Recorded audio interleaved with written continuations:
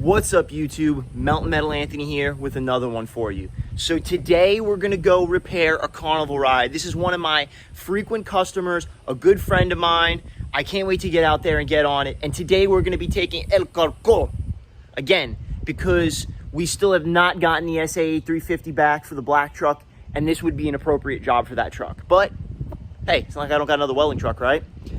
But El Carco is a bit like an airplane. I don't know how many of you out there have ever flown or whatever, but you got to do your pre-flight check, because this thing leaks oil like a sieve out of the oil cooler and a couple other places. And I've been tracking it down over the years, trying to get it taken care of. So we're going to go ahead, check the oil. We're going to go ahead and check that tire pressures. It's looking pretty good. And make sure this thing's good to go, and then get ready for takeoff. Just below. So we're going to throw a little oil in her. Right in the hole. And that's the pre-flight check. All right. El Carco is ready to go. For today, at least. I really need to get her into the shop and get that oil cooler fixed. My mechanic's busy. And I only trust one guy. And honestly, I'm a horrible mechanic. Let's get the heck out of here and get on to the job.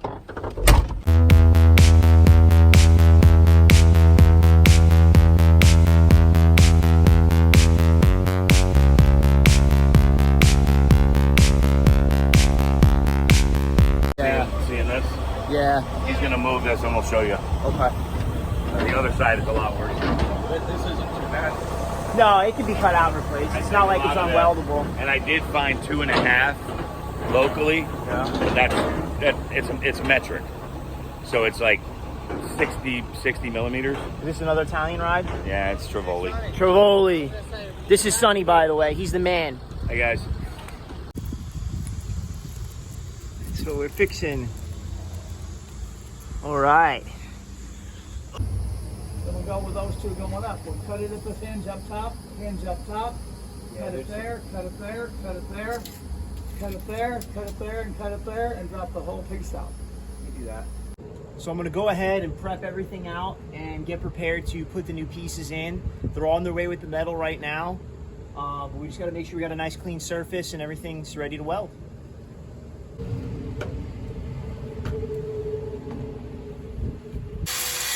So you'll notice there's no video of the demo. I apologize, the file got corrupted. Yep. All right, so we got the metal here. All right.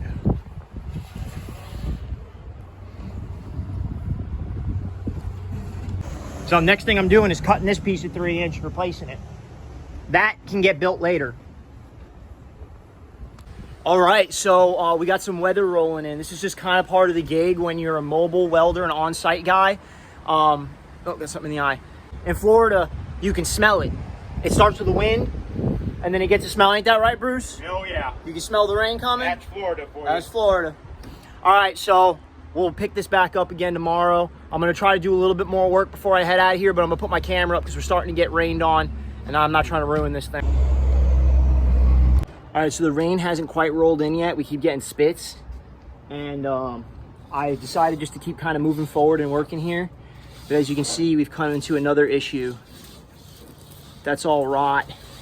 I don't know how deep it goes. I know there is a certain amount of tolerance allowable on these rides. This was 1/8 inch to begin with. As you can see, we got pretty much 1/8 inch left. But really, it's gonna be up to the ride owner on what they want to do there, whether it be replace everything or just kind of scab it together. But this type of job, you know, you kind of just do your best. So we're gonna go ahead and finish cutting this out and see what comes of it. Lighter note, there's Roxy the yard dog. Hi, Roxy. Hi. She doesn't care, I don't have any food. So we've got a similar situation on this side. I'm not sure what that bottom layer is. It's not rot. I don't know what it is, but yeah, it's pretty bad, whatever it is. Mud maybe, mud daubers. So we were gonna just replace this section from here to there, but I'm gonna go ahead and wait. I'm assuming we might just scab that back in, because the thickness, it really, when it comes to these when it comes to these rides, it's not so much about, like you see pitting and stuff like that. It's so much about what is the tolerable thickness that you can have, especially on an outrigger like this. It's not really the support of the ride itself per se. So it's really up to the ride owner on what we're going to do move forward. I'm not an inspector, so I can't really say what can and can't fly. So we're just going to have to wait and find out on that. All right, so we're here for day 2, and let's see what we can do with this thing today. Yesterday we got rained out, and hopefully today's a better day. They're calling for rain at about 2 o'clock. It's 9 a.m.-ish right now. So we're gonna replace this bottom section in first.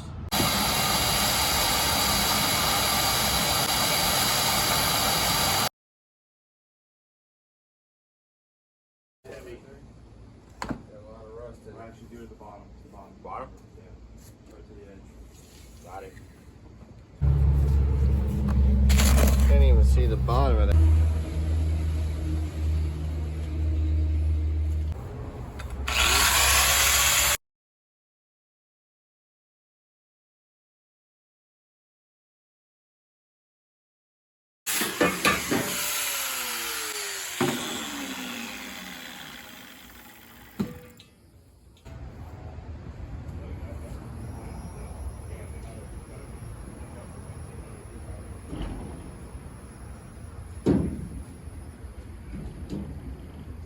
Like a glove. You see how well that fit? Like a glove. What you see him spraying here is Osfo to hopefully stop the rust. But this is really just a walking platform. This doesn't support any part of the ride, so we're not really too concerned about getting crazy with the rust repair. As far as the inspector's concerned, as long as there's no spalding or holes, it's a pass. So you got to do what you're told, I guess, right? And this job's going to get a special clause that says that I'm not liable for anything because I'm, just doing what I'm told. We're going to go ahead and cut this roller thing off. I'm not sure what the hell that does. And we're going to put it back on the pole once we have that one welded in. So let's get to it.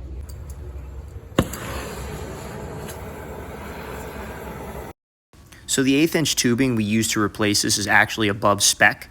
When we took a caliper to the remaining pieces that we didn't cut out and repair, we were still within spec. So that's why we went ahead and just opted for the repair instead of the rebuild.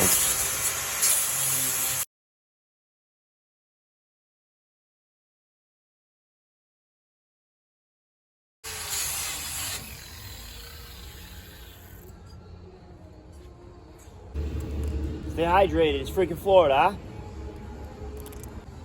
It's the only thing I hate about them magnet grounds. Every time. I like to hit them with a wire brush to clean them off.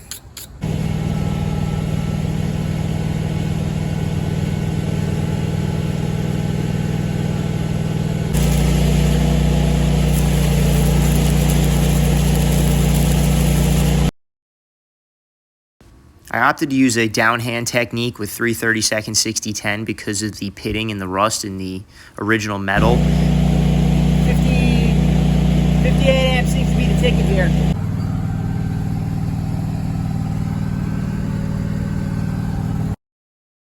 I knew that if I tried 60-13, I would just have a ton of porosity, and obviously 70-18 was out of the question for this. The 60-10 seems to work out well. So it's not bad.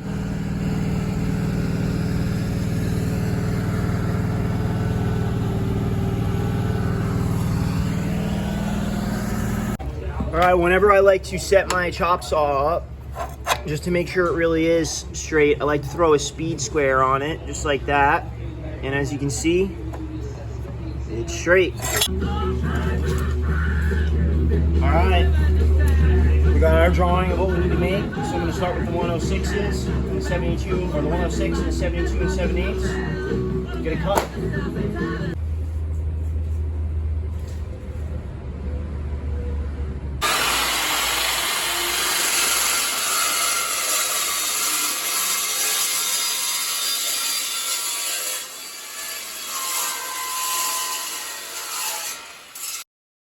I just can't say enough good things about this saw. It just cuts so quick.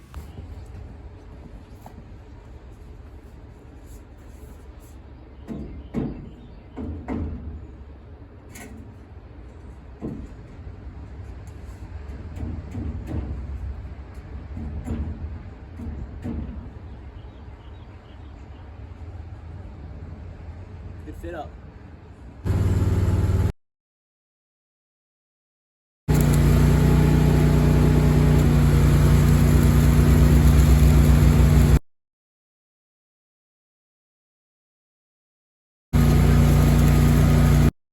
It was easy welding the new steel to the new steel, though, I'll tell you that much.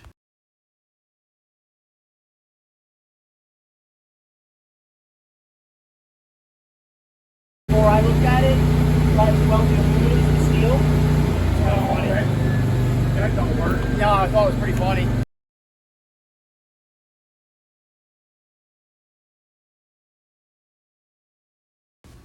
And here we got Bruce blocking my shot.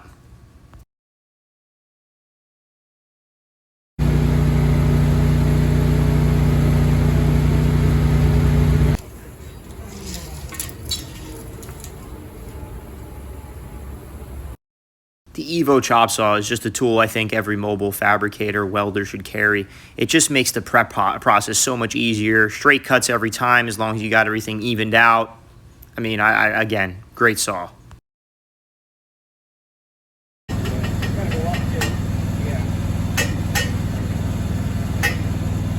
there.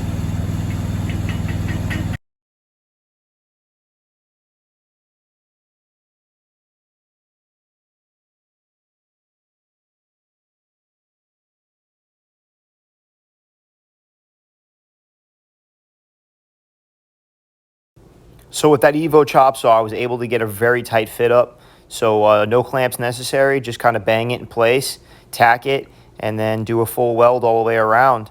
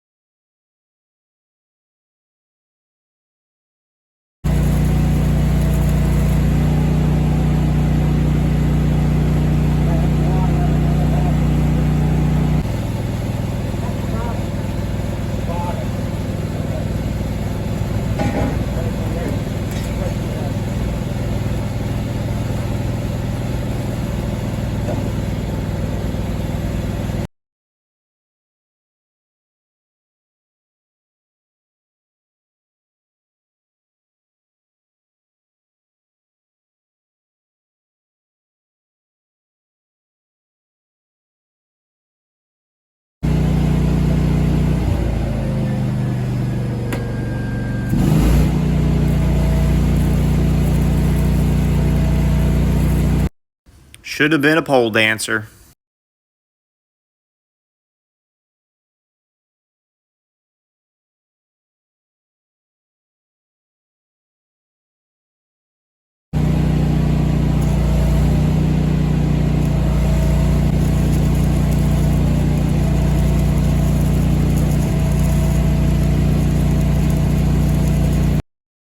I got some new burns from this one, but hey, that's just part of the gig, ain't it?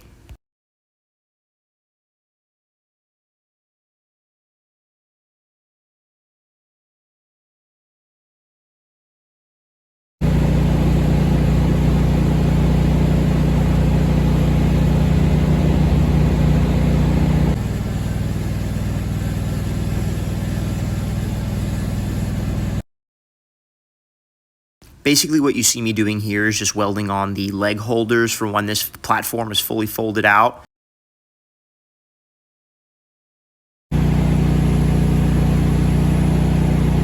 How do you like them apples, huh? Gymnastics, a show, and a structure build.